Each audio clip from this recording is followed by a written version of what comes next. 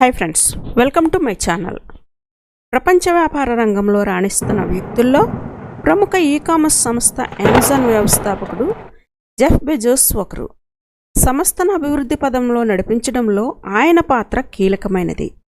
ఎప్పటికప్పుడు సవాళ్లను స్వీకరిస్తూ కొత్త అవకాశాలను అందిపుచ్చుకుంటూ సంస్థను ఉన్నతంగా తీర్చిదిద్దారు. అయితే జెఫ్ బెజోస్ ఆచరిస్తున్న నిర్వహణ వ్యూహాల గురించి ఎప్పుడూ ప్రస్తావన వస్తూనే ఉంటుంది.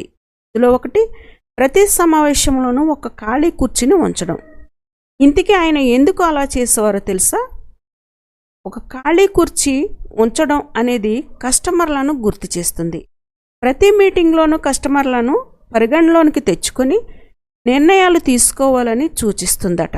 అంటే కస్టమర్లకే మొదటి ప్రాధాన్యం ఇస్తూ వారి దీర్ఘకాలిక అంశాలపై దృష్టి పెట్టాలని అమెజాన్ బృందానికి రిమైండర్గా ఉంటుందని ఈ ఆచరణలో పెట్టారట.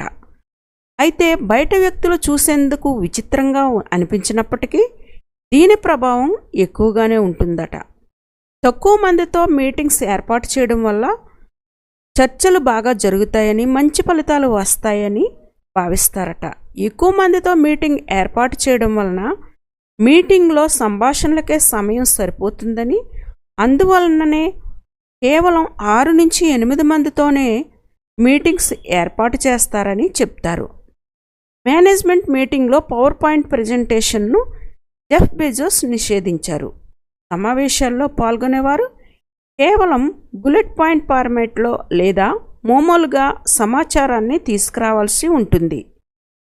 అంతేకాకుండా ప్రతి మీటింగ్లోనూ పాల్గొనేవారంతా మొదట అందుబాటులో ఉన్న వివిధ అంశాల గురించి చదవాలి. తర్వాత ప్రతి అంశం లోతుగా ఆలోచించడానికి సహాయపడుతుంది. నిశ్శబ్దంగా చదవడం వల్ల ఏకాగ్రతను పెంచడమే కాకుండా ఇతరుల ముందు మాట్లాడడానికి ఇష్టం లేని వారు కూడా చర్చల్లో పాల్గొనేలా చేస్తుందని ఆయన ఈ విధానాలు అమలు చేసేవారు. 1994 సంవత్సరంలో సిటెల్లో ఒక చిన్న గ్యారేజ్లో ప్రారంభించిన ఆన్లైన్ బుక్ స్టోర్ నేడు 1.96 ట్రిలియన్స్ విలువైన వ్యాపారంగా మారింది. 2021 సంవత్సరంలోనే CEO పదవి నుంచి బెజోస్ వైదొలిగారు. అయినప్పటికీ బెజోస్ ప్రభావం కంపెనీపై ఎక్కువగానే ఉంటుంది.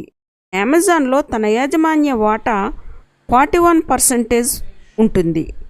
2023 నాటికి 10%కు తగ్గించుకున్నారు. ఫోర్బ్స్ ప్రకారం జెఫ్ బెజోస్ నికర విలువ $204.4 బిలియన్ ఉంటుంది. ఓకే ఫ్రెండ్స్, మా ఈ ఇన్ఫర్మేషన్ మీకు నచ్చినట్లయితే మా వీడియోని లైక్ చేయండి, కామెంట్ చేయండి.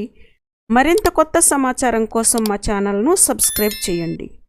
Thanks for watching.